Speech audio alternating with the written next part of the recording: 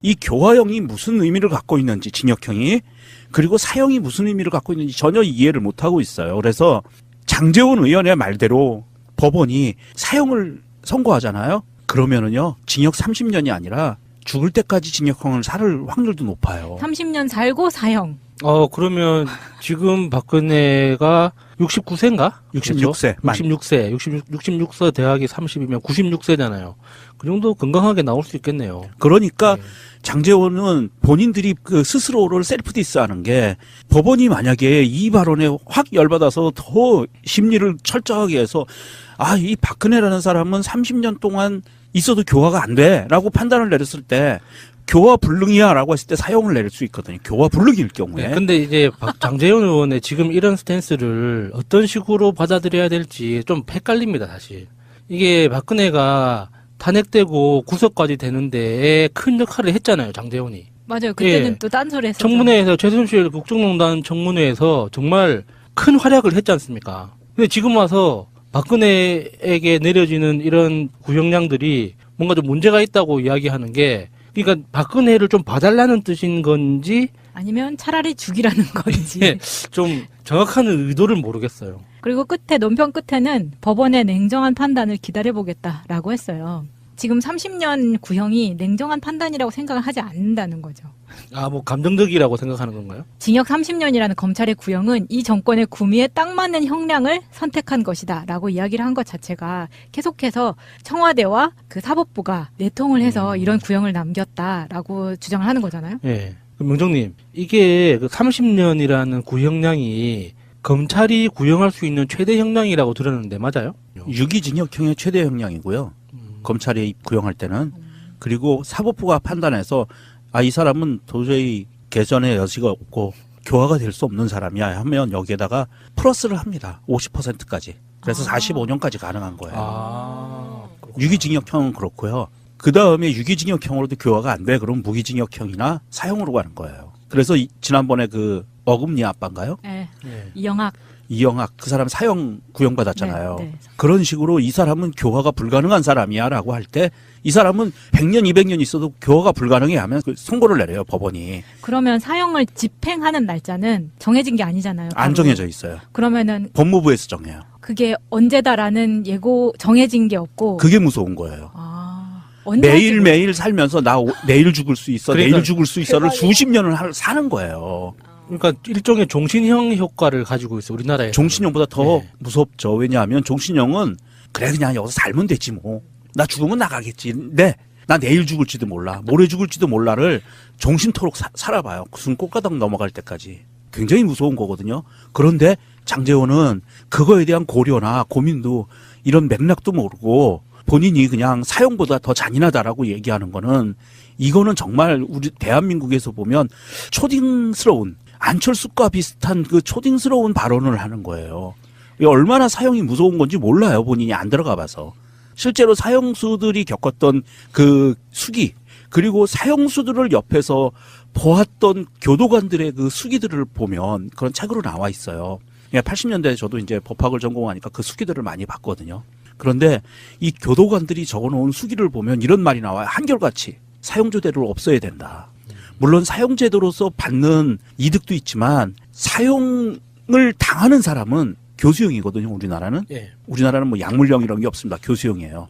그러면 사형을 당할 때 보면 그 사람들 같이 그렇게 선하고 교화되고 그리고 그렇게 예의 바르고 올바른 사람들은 못 봤다는 거예요. 무슨 말이냐면 사형제도의 장단점이기도 한데 이미 교화된 사람을 죽인다는 거예요. 마지막에 가서는 교화가 돼버리는. 그렇죠. 그런데 그거는 사형이라는 선고를 받았기 때문에. 그랬을 수 있고 장점은. 네. 단점은 교화됐는데 사형 집행을 한다는 거고 그게 맞물려 있어요. 그런데 얼마만큼 사람이 잔인하고 악독하면 사형을 선고하겠어요, 법원에서. 이 사람은 교화의 여지가 없다라고 하는데 실제로 사형 구형을 받고 집행당하는 사람들은 교화돼서 죽는 거예요. 이영학은 교화될 것 같지 않아. 그거 어찌됐든 예. 박근혜도 사형을 선고하는 순간 이 사람은 얼마만큼 잔인하게 괴롭히는 거냐 하면 뭐 며칠 있다, 몇 달 있다, 몇 년 있다 사형을 집행을 하는 게 아니거든요.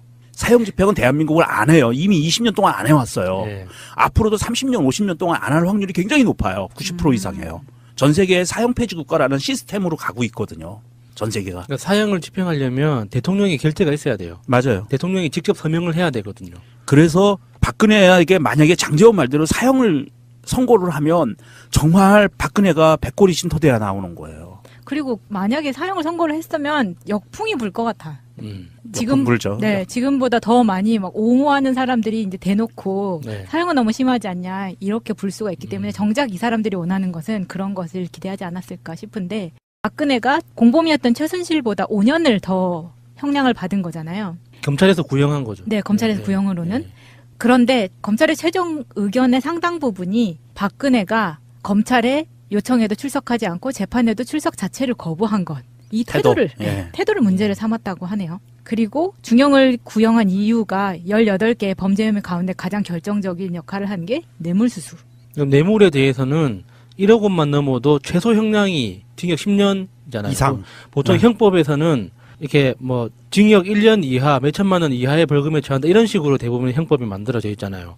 그런데 이 뇌물죄에 대해서는 최소 10년 이상, 1억이 넘을 경우에는 징역 10년 이상 무기징역까지 가능하다고 이렇게 돼 있기 때문에 이번에 검찰에서 구형을 한 건 그 마차님이 말씀하신 역풍 또 좀 걱정한 게 아닌가 싶은 그런 생각도 들어요. 만약에 무기징역을 해도 이게 실제로는 징역 30년과 무기징역 2개를 놓고 봤을 때 사실 무기징역이 더 가벼운 처벌이 될 수가 있거든요. 실제로는. 그런데 사람들이 받아들이는 그 느낌상 징역이 딱 숫자가 딱 정해져 있는 게 뭔가 무기보다는 훨씬 가벼워 보이기 때문에 이 30년을 선택한 건 아닐까 하는 그런 생각도 해봅니다. 검찰이 판단한 뇌물액이 592억이에요. 그러면 그냥 간단하게 1억에 10년씩 치면 590이 뭐 거의 50년 살아야 된다는 거죠. 아, 500년이구나. 예, 그렇죠. 그런데 법에 맹점이 있어요. 그 뭐냐 하면 이 벌금으로 형량을 살 수 있는 거는 기한이 한정돼 있어요. 예. 저번에 3년이라고 설명해 주셨잖아요. 그래서 기한이 한정돼 있기 때문에 황제노역이라는 말이 그래서 나오거든요. 그래, 황제노역은 그건 너무 심하더라고요. 하루에 몇백만 원씩 까주는 거는 형평성에 어긋난 거죠. 그러니까 이게 노역을 허용할지를 위해서라도 이 박근혜의 재산, 차명 재산까지 이 철저하게 다시 조사할 필요가 있죠. 얼마 전에 그 검찰의 그 범죄수익환수부 전담부서가 따로 생겼잖아요. 아마 거기에서 또 수고를 해주시지 않을까 싶습니다. 이번 박근혜 구형에 대해서 사실 그 아까도 얘기했지만 검찰로서 30년 유기징역형을 구형을 한 거에 대해서 저는 살짝 불만이 있어요. 왜냐하면 검찰 입장에서는 최고 형량이랍시고 이렇게 구형을 했겠지만 우리가 이 재판부의 성향을 봐줘야 되거든요. 이 재판부가 박근혜 심리를 하는 재판부가 최순실 안정범을 선고했던 재판부예요. 그 재판부가 선고를 하는데 그 재판부의 성향이 이렇습니다. 최순실을 20년 선고했잖아요. 네. 25년 구형했는데 20년 선고했거든요. 굉장히 이거는 최순실 입장에서는 굉장히 큰 중형이에요. 사실은 이렇게까지 안 나올 수도 있었어요. 역대 그 재판 결과들을 보면. 그러니까 소리 질렀겠지. 20년까지 안 나올 수도 있었는데도 불구하고 이게 국정농단이라는 어마무시한 사건을 벌린 당사자이기 때문에 엄하게 처벌해야 된다는 게 재판부의 입장이에요. 또 하나 안정범 6년 선고를 했죠. 검찰에서 6년 구형했는데 6년 선고를 했어요. 그 이유 중에 딱 하나는 공직자인데도 불구하고였어요. 아, 그러면 박근혜는 3급 이상. 급으로 따지기는 어렵죠. 아니요. 별정직이에요. 1급은 장관급이고 대통령은 별정직으로 나가는데 고위 공무원이기 때문에 대한민국의 국정을 책임지는 그렇죠. 헌법을 수호할 의무가 있는 대통령이에요. 그런데 이런 대통령이 공직에 있는 사람이 이러한 범죄를 저질렀다고 하면 안정범하고 비슷하다고 봐야 되죠. 법리가. 그렇다고 봤을 때 검찰 입장에서는 이런 사법부의 생각을 보았다면 정말 무기징역형을 구형을 했었어야 돼요. 그러면 사법부에서도 아무런 부담 없이 무기징역형을 선고할 수 있어요. 그런데 30년을 구형을 하면 사법부가 30년을 두 단계를 뛰어넘어서 무기징역형을 선고하기가 상당히 어려운 부분이 있어요. 그래서 아까 말씀드린 것처럼 사법부가 판단해서 이 사람은 정말 교화의 여지가 없어. 그리고 그 죄질이 너무 나빠. 사회로부터 격리시켜야 될 필요성이 너무 커. 라고 했을 때 45년까지 가는 거예요. 유기징역형으로. 네. 근데 무기징역을 선고를 했는데 30년보다 덜 살고 나올 수도 있지 않아요, 그러면? 그런 경우가 많죠. 보통 그럴 경우가 있는데 이제 보통 통계적으로 보면 사면인 경우에 그렇게 나오고. 사면인 경우도 있지만 통계적으로 보면은 무기징역 수감된 사람들이 평균 25년에서 27년 정도를 살고 나온다고 합니다. 그러니까 이게 예를 들어서 명종님 말씀대로 30년 구형을 하든 무기징역을 구형을 하든 어떤 우리가 형량을 보지 말고 실제로 그 사람들이 수감되는 그 기간을 얼마만큼 그 수감대에서 그 형량을 살 거냐 하는 그걸 따지고 볼 때 가장 오래 붙잡아 둘 수 있는 건 45년이죠. 그러니까 30년 구형을 했고 아까 명종님 설명해 주신 대로 재판부에서 가중처벌을 해서 50% 더해가지고 45년을 구형을 하면 가석방을 위해서는 총 형량의 3분의 2 이상을 살아야 되거든요. 그래서 45년을 선고를 했을 때 30년을 사는 거죠. 그런데 만약에 무기징역을 선고를 하잖아요. 그러면은 통계적으로 짧으면 15년, 길면 25년 정도를 살고 나온다고 하는 거예요. 그러니까 이게 무기징역이라는 그 선고 자체가 듣기에는 무섭게 들리지만 실제로는 정확하게 숫자를 딱 매겨서 선고를 하는 게 훨씬 더 강력한 처벌이 될 수가 있죠.